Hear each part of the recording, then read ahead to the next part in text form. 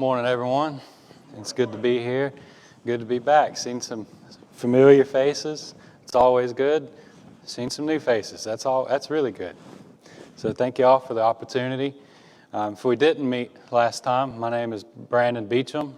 This is my wife, Kimmy, my son, Rylan, and our newest member of the family, Layla. So thank you all for having us. This morning we're going to be looking in the book of Job. If y'all want to go ahead and turn there, we'll be in chapter 1. We're going to look at what strong faith looks like. And we're going to also look at what being fit for battle. When I was thinking about this sermon, I remembered that I thought last time I was here there was quite a bit of military. From this being here this morning and talking, that I remember correctly. There's a lot of us in there that was military. So when I say fit for battle, most of y'all in here, y'all know how important being fit for battle is. If you're not fit for battle when you go to war, what happens? You don't make it back. Being fit for battle is important. And we're blessed to be here in America where we don't have to battle to come to church. We don't have to fight. We don't have to hide or do none of those things to come to church, because in other countries they do. But we need to be ready and be strong in faith and be fit for the battle, because one day that day is going to come. So if y'all would, turn with me to Job chapter 1. We'll start in verse 1. There was a man in the land of Uz whose name was Job. And that man was perfect and upright, and one that feared God and eschewed evil. And there was born unto him 7 sons and 3 daughters. His substance also was 7,000 sheep, 3,000 camels, and 500 yoke of oxen, and 500 she-asses, and a very great household.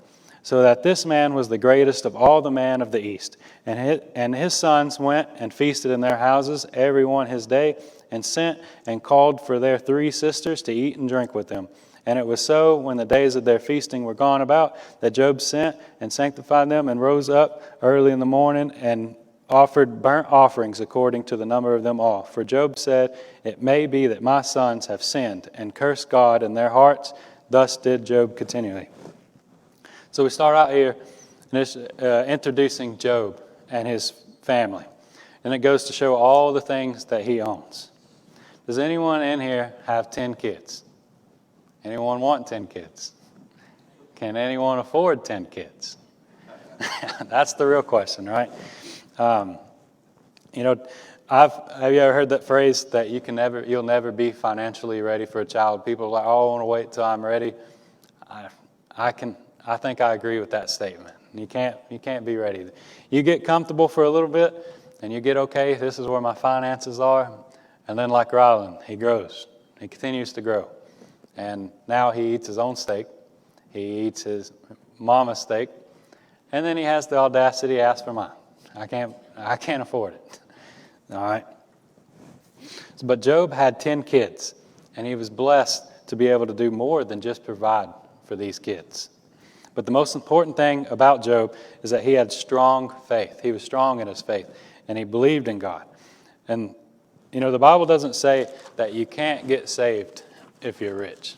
It just says that it's rare. Because what do the rich tend to do? They chase money. They always put money above everything else. They don't come to church. Some of them don't believe in it. They don't have any faith. But Job is not like most men. Let's read on. Start verse 6. Now there was a day when the sons of God came to present themselves before the Lord, and Satan came also among them. And the Lord said unto Satan, "Whence comest thou?" Then Satan answered the Lord and said, "From going to and fro in the earth, and from walking up and down in it." So I want y'all to think just for a second about the time, before you got saved. And before I get into that, I want y'all to know, right, my favorite testimonies are to hear are, I grew up in church, I got saved at a young age, and I stayed in church and served God the best that I can. How many of you have heard a sermon, something like that, where someone was in church their whole life? How often do you hear it? Not very much, right? My wife has one of those testimonies. But if you're like me, you didn't grow up in church, and I made 1 or 2 mistakes, okay? Maybe not.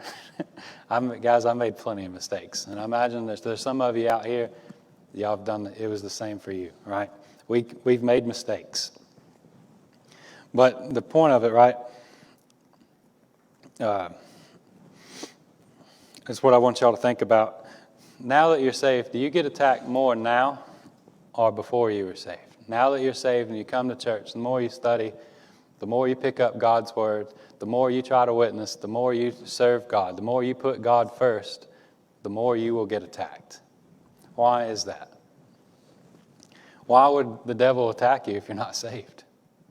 He doesn't need to. He doesn't have to. So when you get saved, then it's different. But still, why would he bother to attack us? We all have a job to do. If we went around this room and we stood up and told what our professions were, we would have many different professions, occupations that we all do, right? But we all have one job to do that God gave us, and that is to spread the gospel of Jesus Christ to a lost and dying world. That is all of our jobs to do. We all do it in different ways, but it is all our jobs to do. So, and he doesn't want lost people, the devil doesn't want lost people coming to the Lord. Misery loves company. We've heard that, right? So if you are saved, it's your job to witness. And it's the devil's job to prevent you from doing so. And for lost people, especially, I say especially in today's world, it seems the more that we learn, the only thing that has changed over time is how much that we can see the rest of the world. Now it's harder to hide the stuff than what it used to be, in my opinion, right?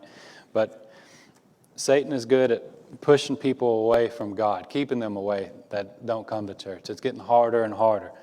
You know, in today's society, it's becoming popular to do the wrong thing. Not even popular to do the wrong thing, to even tell people about it.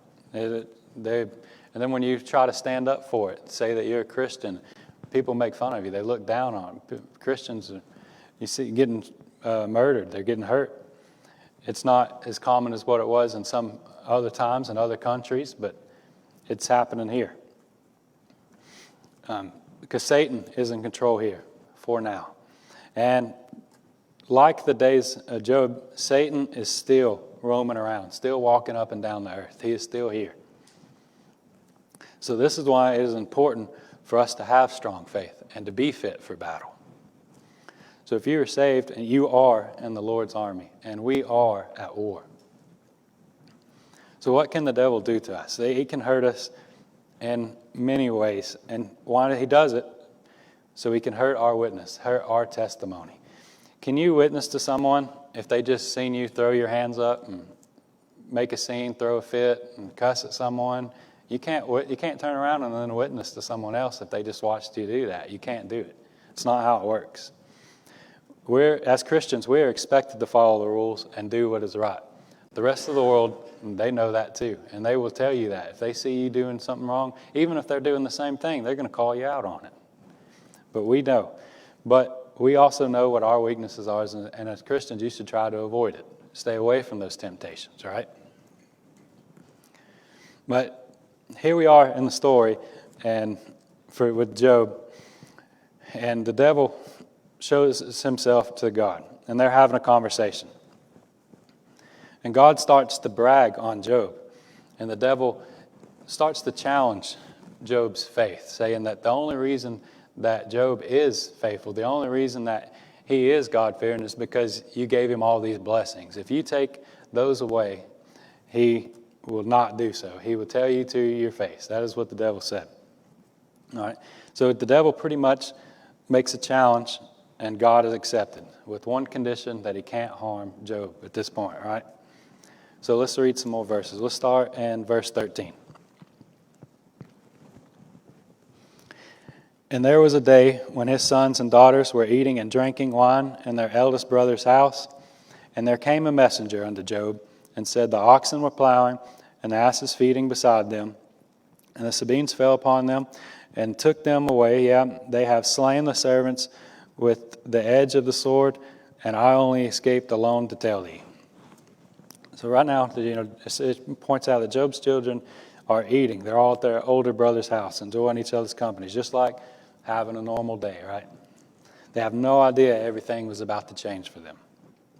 So then it goes to a messenger who arrives at Job's house, shows up to Job, and reports raiders have stolen the oxen and donkeys and killed the servants with them.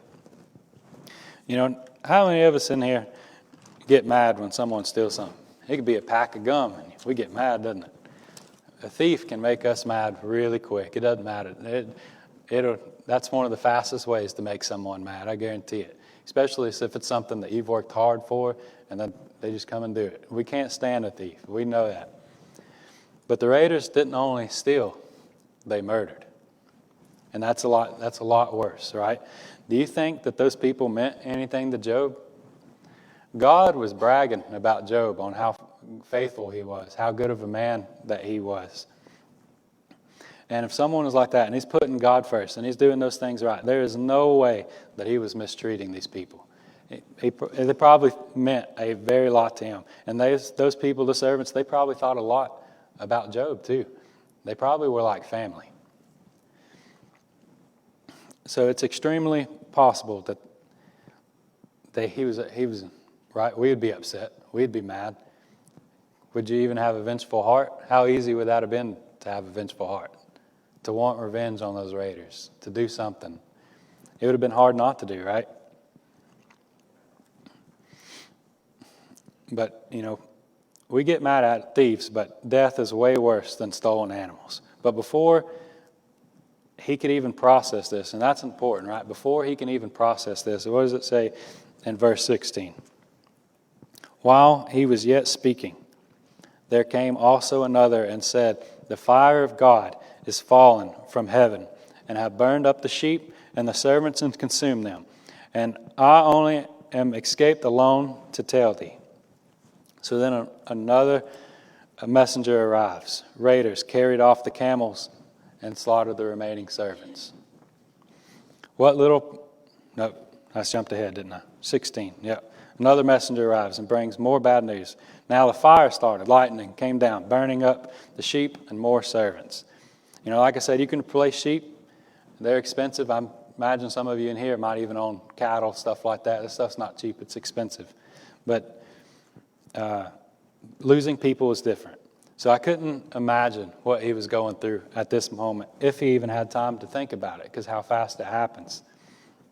You know, have you ever been in a really bad situation and it seems to where it just kept getting worse and kept getting worse, and you didn't have time to react, to make a choice?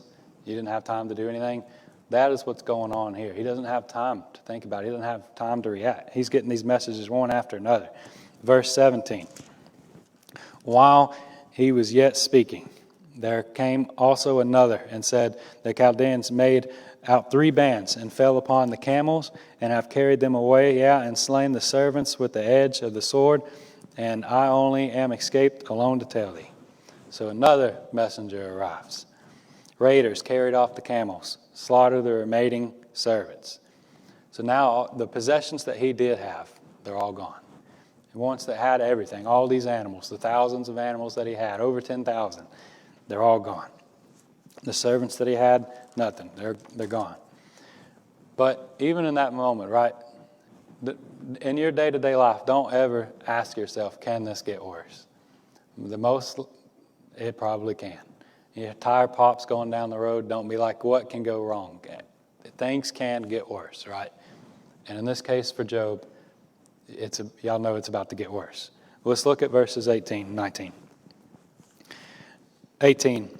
While he was yet speaking, there came also another, and said, thy sons and thy daughters were eating and drinking wine in their eldest brother's house, and behold, there came a great wind from the wilderness, and smote the 4 corners of the house, and it fell upon the young men, and they are dead. And I only am escaped alone to tell thee. So the final messenger brings news. Horrible, devastating news, right?